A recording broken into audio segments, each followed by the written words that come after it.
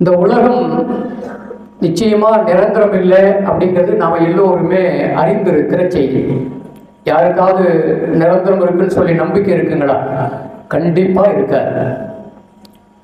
இன்னைக்கு உலகத்துல நிறைய கருத்து வேறுபாடுகள், பல விஷயங்கள்ல நிறைய கருத்து வேறுபாடுகளை நம்ம பார்க்கிறோம்.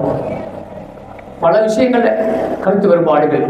ஆனா கருத்து வேறுபாடே இல்லாத ஒட்டுமொத்த உலகமும் ஒரு கருத்தின் கீழ் நிற்கிறது அப்படின்னு சொன்னா அது ஒன்னே ஒண்ணுதான்.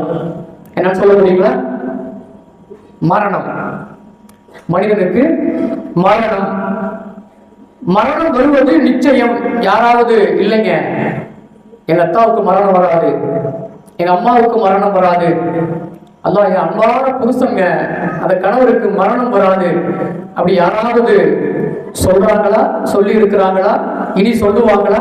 அப்படின்னா இல்லை. எல்லாருக்குமே தெரியும் மரணம் என்பது நிச்சயமானது, நிரந்தரமானது. உலகத்துல அது நிரந்தரமா வந்துகிட்டே இருக்கும். மலக்கல் மௌத் இஸ்ராயில் அலைஹிஸ்ஸலாம் அவங்களுக்கு கொடுக்கப்பட்ட அந்த பொறுப்பை சரியா செஞ்சுக்கிட்டே இருப்பாங்க அப்படிங்கிறது நாம் எல்லோருமே ஒரே கருத்தின் கீழே நாம் எல்லோருமே இருக்கிறோம் என்பது நிதர்சனமான செய்தி.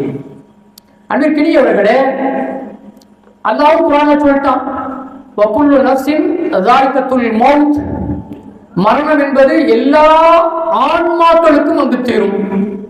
மனிதனுக்கு மட்டும் இல்லைங்க, மனுஷனுக்கு மட்டும் மௌத்தா இல்ல.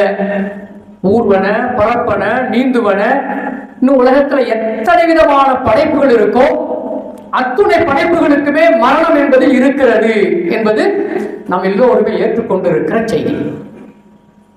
இந்த மரணத்தை எதிர்நோக்கி இருக்கிற வாழ்க்கையை கொண்டிருக்கிற நாம் தான் இந்த உலகத்திலே என்ன மாதிரியான நடவடிக்கைகளிலே, என்ன மாதிரியான செயல்பாடுகளிலே நாம் இருக்கிறோம் என்பதுதான் ஆச்சரியமான ஒரு செய்தியாக இருக்கிறது.